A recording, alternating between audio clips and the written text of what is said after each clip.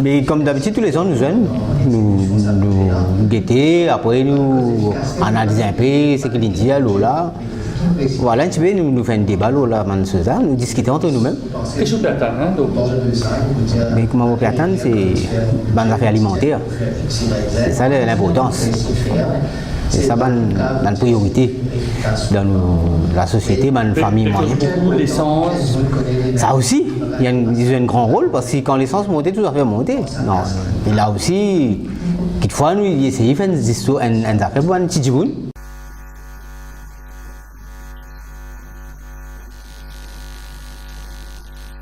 Ce qui est important pour nous, c'est que le gouvernement nous a rendu compte, le Premier ministre nous a rendu compte, il résiste à 1 an et demi.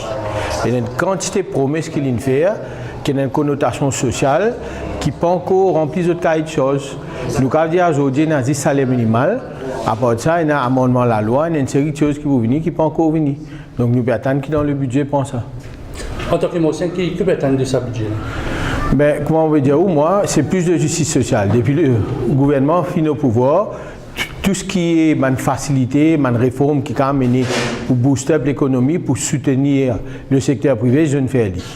Mais tout ce qui est un petit monde qui peut attendre, par exemple, il y a accès à la justice, il y a une distribution équitable de la richesse, il y a un petit peu moins de red tapeism ou besoin de mettre la quai à une journée. Tout cela n'est pas encore adressé dans aucun budget. Nous finissons remplir nos ventes avec une déclaration de bonne intention, mais qui n'est pas encore transcrite dans la réalité. Nous attendons qu'il vienne dans ce budget-là.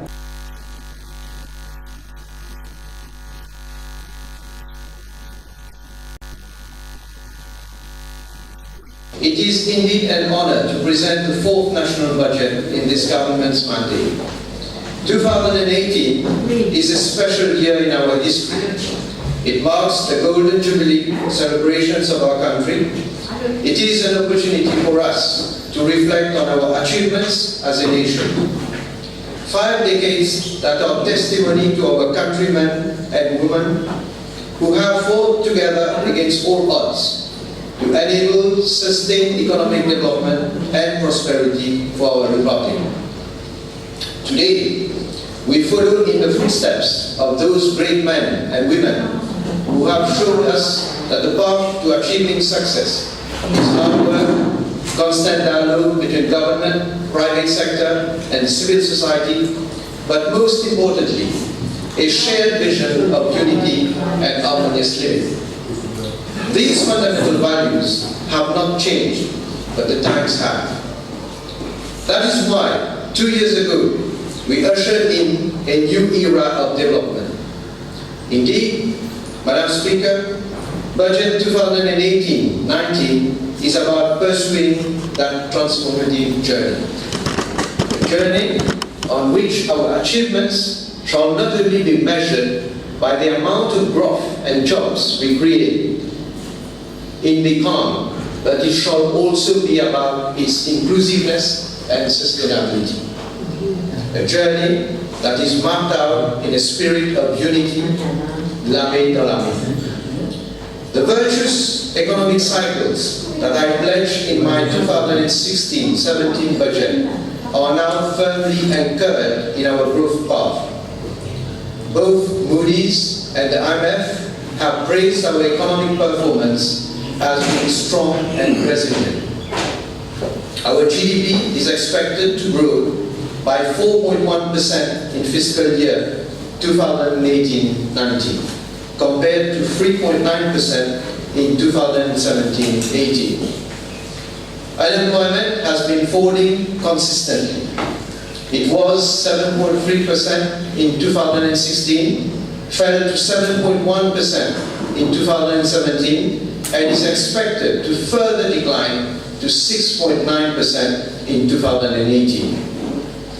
Inflation rate estimated at 4.3% for fiscal year 2017-18 is forecasted to fall to around 3.5% in 2018-19.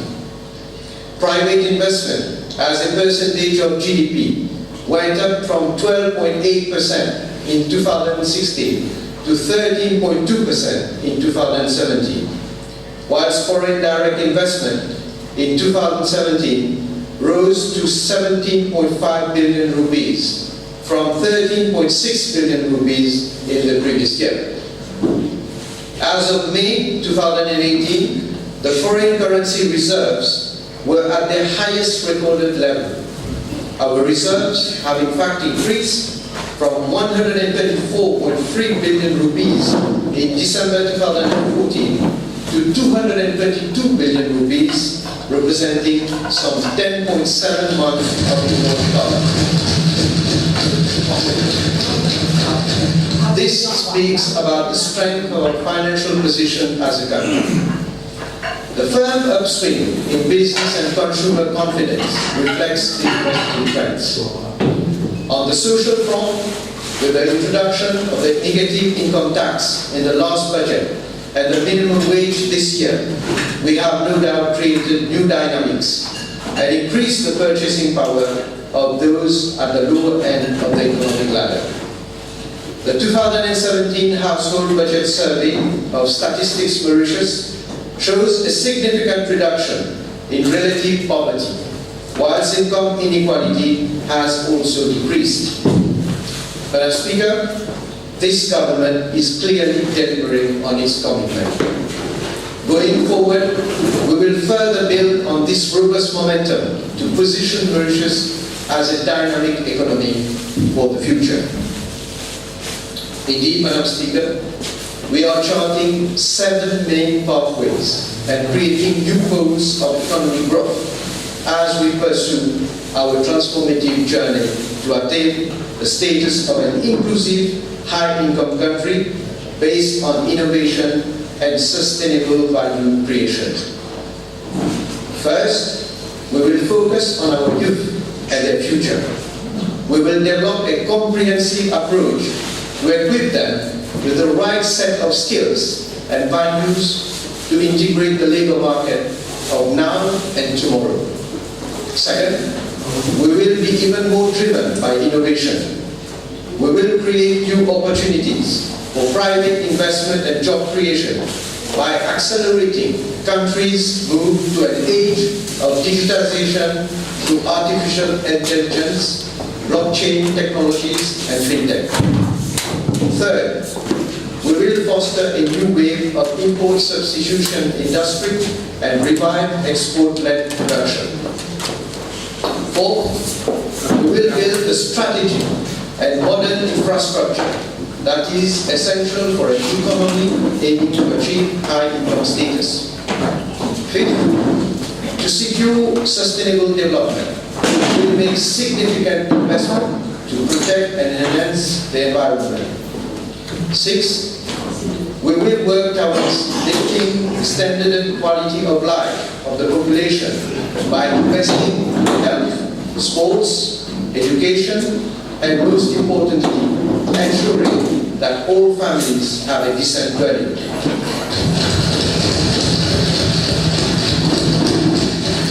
Seventh, this government will continue to fully uphold its public responsibility to create an inclusive and caring society. Accordingly, we will further consolidate our welfare system, enhance the role and participation of women, and strengthen support to the elderly.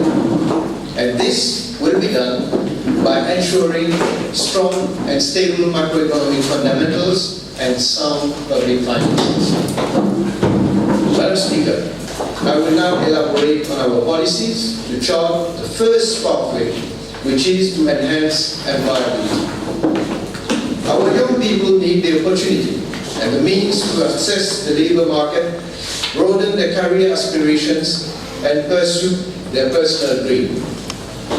To this end, I am earmarking 1 billion rupees to target some 14,000 unemployed.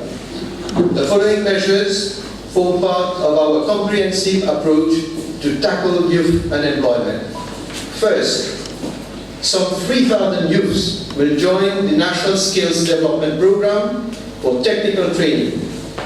To further enhance this scheme, we are integrating a new component, the Youth Service Program, for an initial batch of 1,000 young adults age 17 to 25. The YSP will develop such soft skills as team building, discipline, communication, and work ethics to improve their employability. The YSP will be launched under the aegis of the Ministry of Youth and Sports. Henceforth, all successful trainees under the NSDP will be awarded the Certificate de Compétence. This will give them a sense of achievement and make it easier for them to get a job. Second, another 3,000 unemployed will be enrolled in the National Apprenticeship Program run by the Mauritius Institute of Training and Development. Third, we are deeply conscious of the essential role of our SMEs in the economy. They underlie the entrepreneurial spirit of our nation, a spirit which we want to inculcate to the next generation.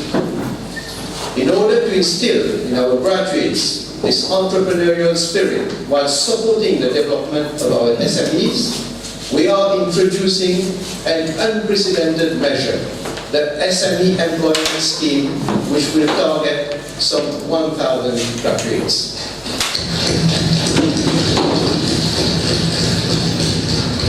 Under this scheme, the HRDC will pay each graduate a monthly stipend of 14,000 rupees over a period of 2 years of employment.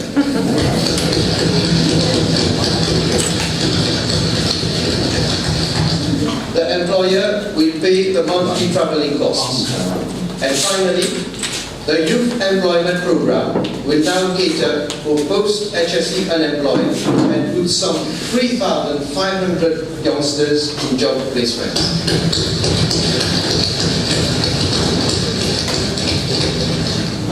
Madam Speaker, our path to a high-income economy will rest on productivity. And to raise productivity, we must go beyond the traditional workspace. Accordingly, we are introducing a work-at-home scheme. The government will allow for a double deduction from tax of the wage and salary costs of employees under the work-at-home for the first 2 years. In addition, employers under that scheme will be granted an annual tax credit of 5% for 3 years on investment in the required IT system. Madam Speaker, we are targeting some 3,500 new job opportunities under that scheme, and I'm sure that this initiative will empower more women to join the labor force.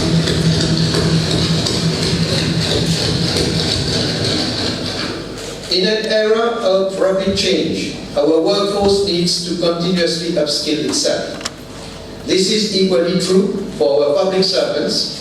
We are therefore investing some 160 million rupees in the construction of the Civil Service College at Beijing. Madam Speaker, I will now elaborate on our policies to chart the second pathway, which is about creating new opportunities for private investment and employment. Innovation is the basis for long-term economic growth and improvements in living standards. Digital revolution also allows smaller economies to unleash their creative potential and leapfrog traditional industrial development. In that spirit, we aim to foster the development of a new growth pole revolving around artificial intelligence, blockchain technologies, and fintech. To strengthen the foundations and ecosystem for AI to develop, we are setting up Mauritius and Artificial Intelligence Council, comprising members from the public and private sectors, as well as international experts in this new field. The Council will spearhead and drive AI-related activities and advise government on the way forward. Moreover, we are setting up a steering committee under the Prime Minister's office, comprising representatives of relevant ministries to ensure greater coherence in the digitization of public sector services and the monitoring of its implementation in a timely manner. Madam Speaker, data hosting is a key component in the digital ecosystem. To support the development of this activity, CEB will offer a special rate of electricity to accredited data center operators having at least a Tier 3 infrastructure.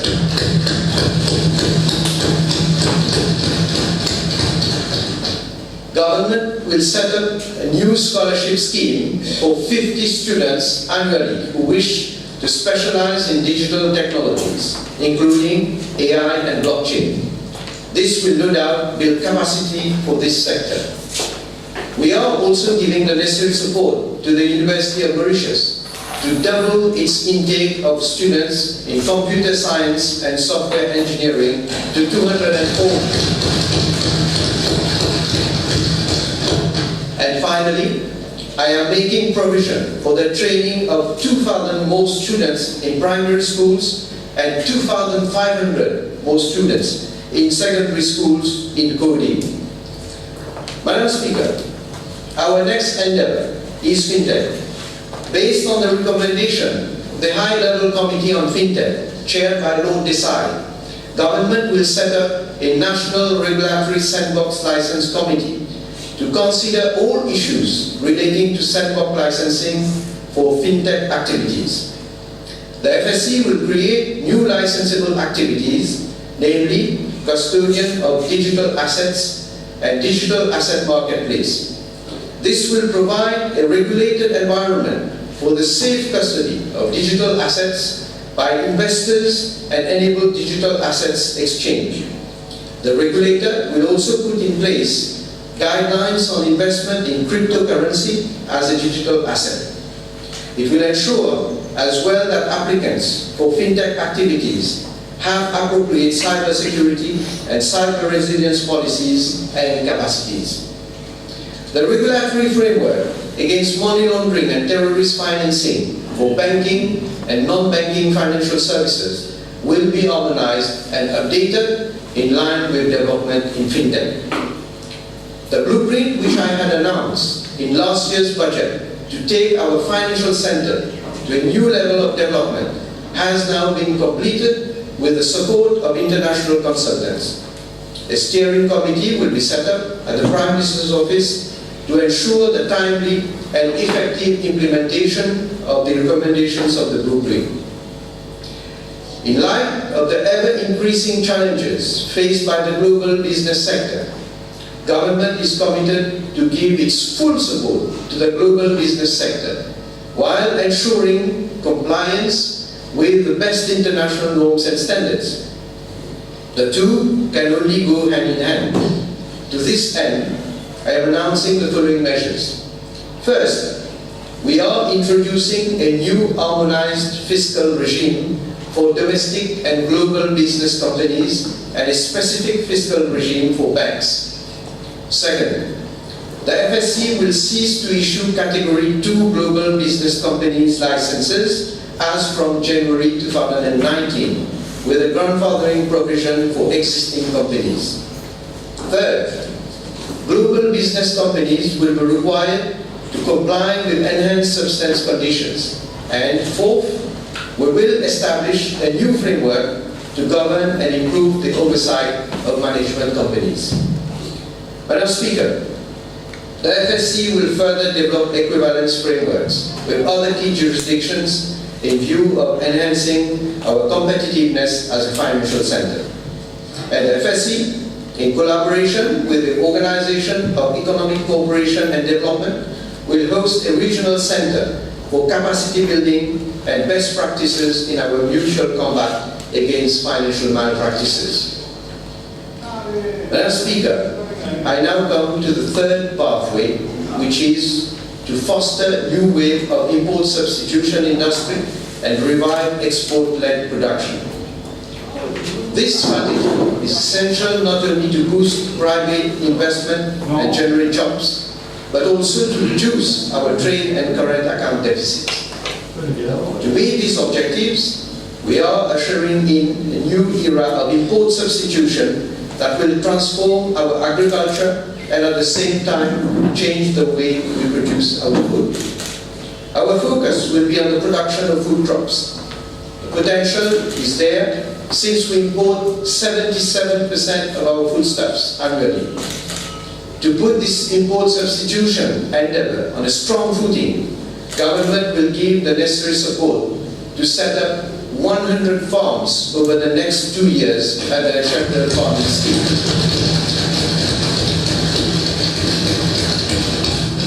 This new scheme will have the following features. First, the farms will be made available on a ready-to-operate basis.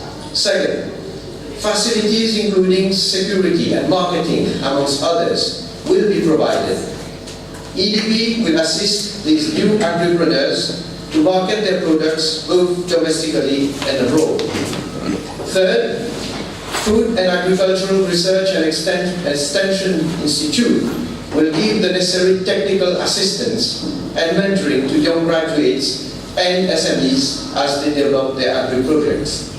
Fourth, access to finance at the Development Bank of Mauritius and MoBank will be at the concessional rate of 3%.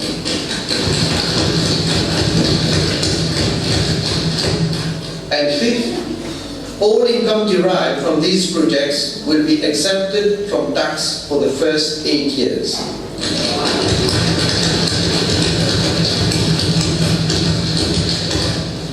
As we move towards a sustainable development model, we shall ensure that sheltered farms will be equipped with rain harvesting systems and photovoltaic technology. Government is also coming up with a mini sheltered farming scheme to promote micro gardens, vertical agriculture and rooftop gardening.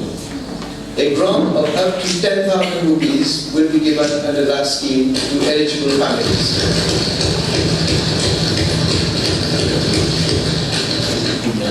I am also providing funds for the sensitization and training of households in aquaponics for the production of water-adaptive vegetables in freshwater ponds and basins. The Albion Fisheries Research Center will provide fish fingerlings freely for the aquaponics projects. Small planters and cooperatives will not be left behind. They will be able to benefit from the new scheme that promotes a mix of agricultural and electricity production, giving them the opportunity to improve their income.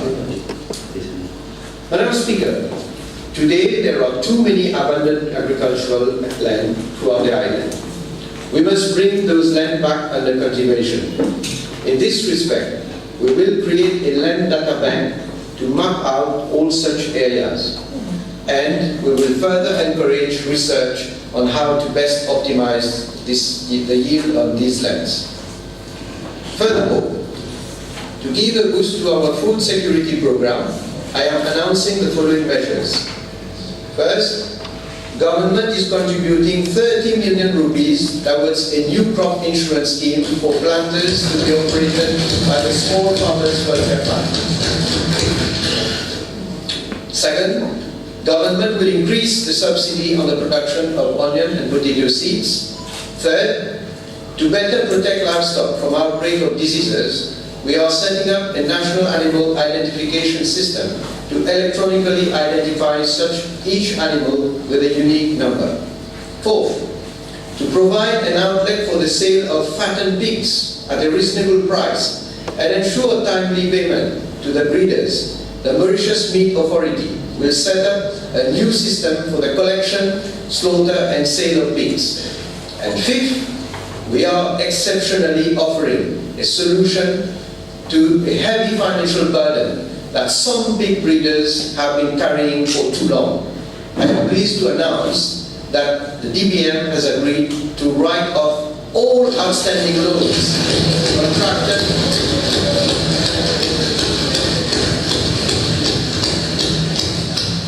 contracted under the pig breeders relaunching scheme.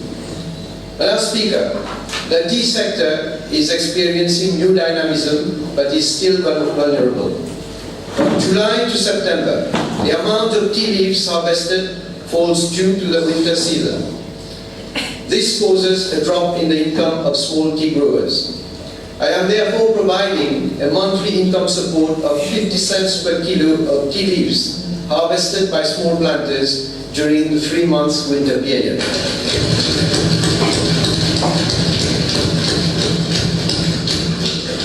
The cane industry continues to be a mainstay of our economy and occupies a place of prominence in our environment, local renewable energy policies, as well as in our trade equation. In recent years, the industry has been buffeted by a sharp decrease in the world sugar price. To this end, government has set up a ministerial committee to assess the situation and to come up with an appropriate action plan for the cane industry to meet its challenges. In the meantime, to support planters, in particular small planters, we are increasing the customs duty on import of sugar from 15% to 80%, and I will be moving for a resolution to that effect. And we are making provision. And we are making provision in the budget of the Mauritius Cane Industry Authority to meet the shortfall arising from the suspension of cess payments for crop 2018. The next avenue for our import substitution strategy and for export growth in the medium and long term lies in our ocean economy. To fully tap the economic possibilities in our ocean, we are first setting up an ocean economy unit with the responsibility of preparing a national ocean policy paper. Second, to boost up research capacity on the ocean economy and in line with the institutional rationalization strategy we have been adopting, we will merge the Mauritius Oceanography Institute and the Albion Fisheries Research Center into one single institution. Third, an ocean observatory e-platform will be developed to support the Marine Spatial Planning Initiative of Mauritius. Fourth, a geotechnical study will be conducted in the extended continental shelf management area of the Mascarene region to explore its potential. Fifth, we will introduce a group life insurance scheme for registered fishermen to cover any accidents and losses at sea.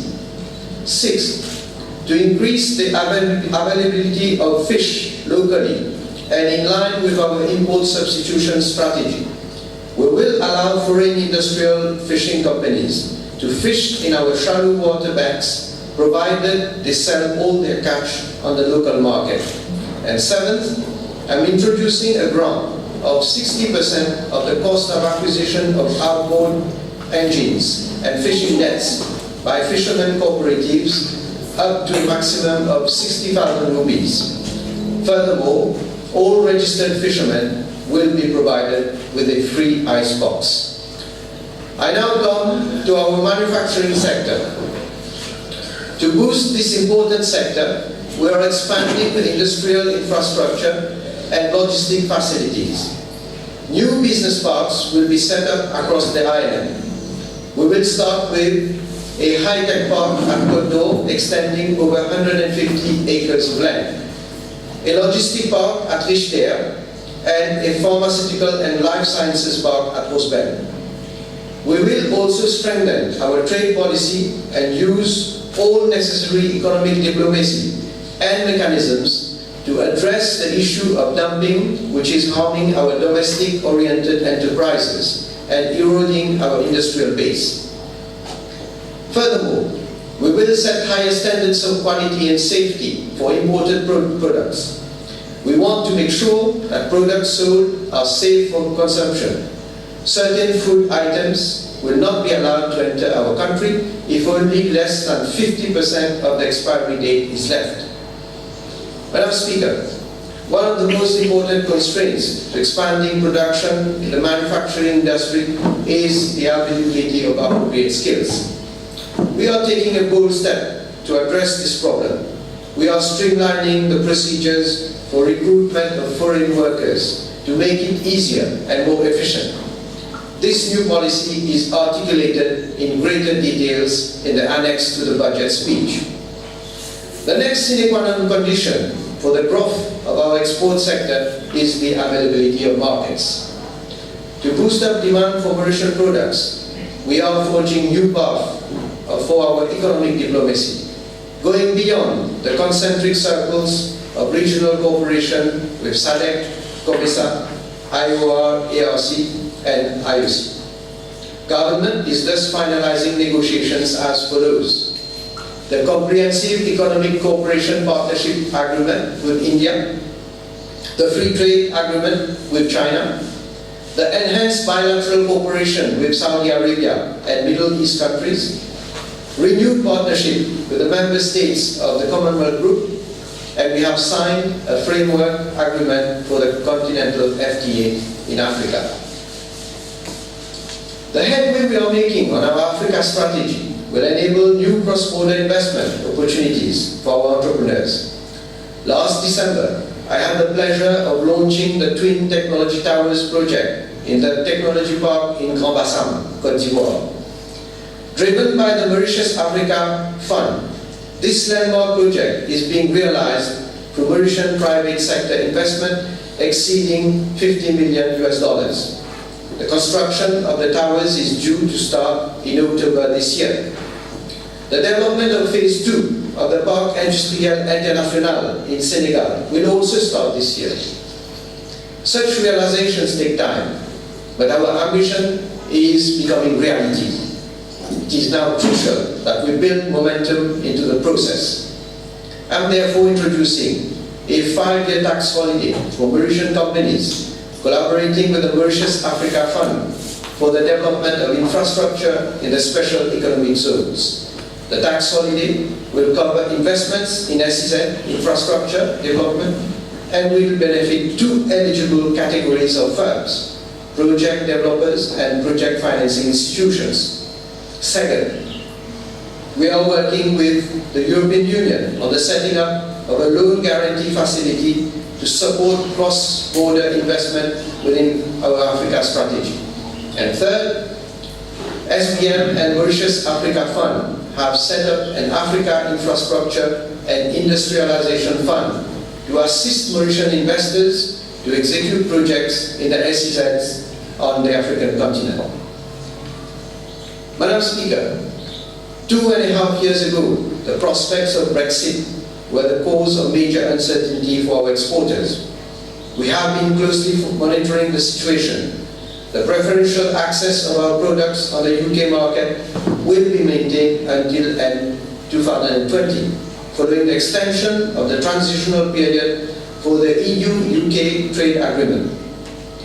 As we engage in negotiations with the UK, we are hopeful that the new economic partnership agreement being negotiated between UK and Eastern and Southern Africa will preserve our preferential access on the UK market after Brexit.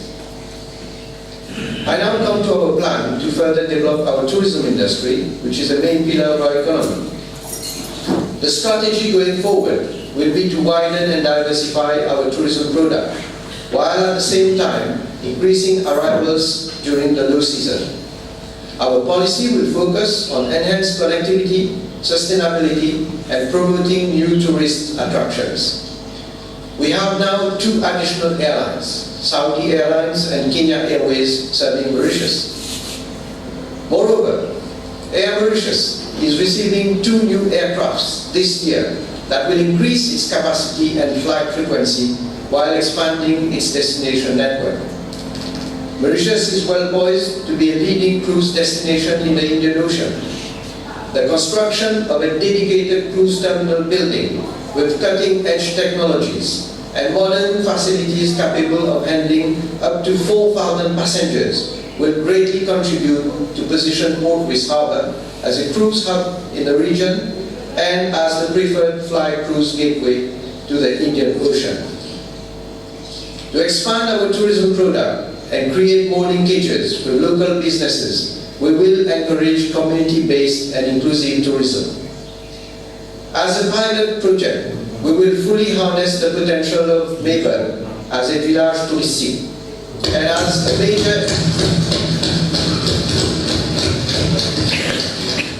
a major cultural and eco-tourism attraction.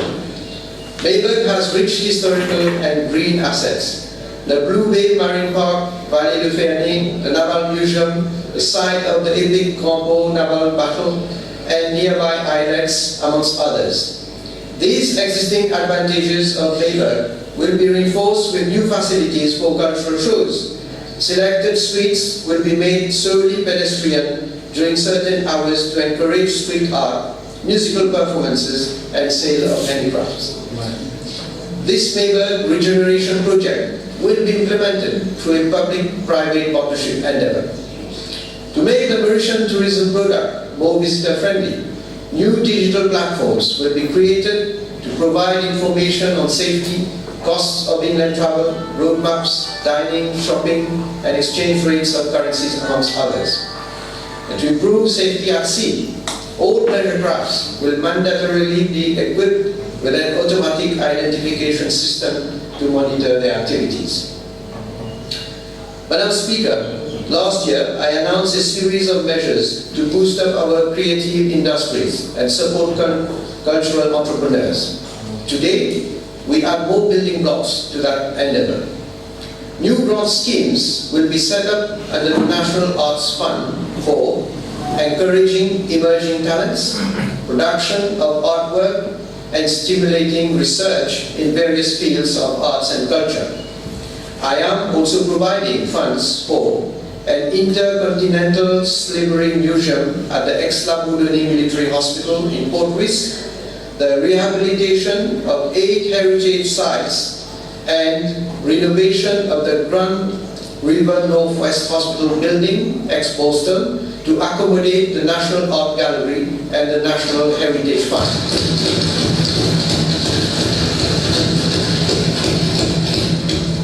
I am increasing the subsidy for the production of CDs from 30,000 rupees to 40,000 rupees, and I'm also extending the VAT refund scheme to cover musical instruments purchased by our local artists registered with the Mauritius Society of Authors. I now come to the film industry, which is showing significant potential for job creation and new opportunities for our artists to maximize their talents. The film rebate scheme is gaining momentum, delivering strong outcomes and attracting world-renowned film producers. To build up on that momentum, a film promotion fund will be created under the EDB with a seed capital of 500 million rupees.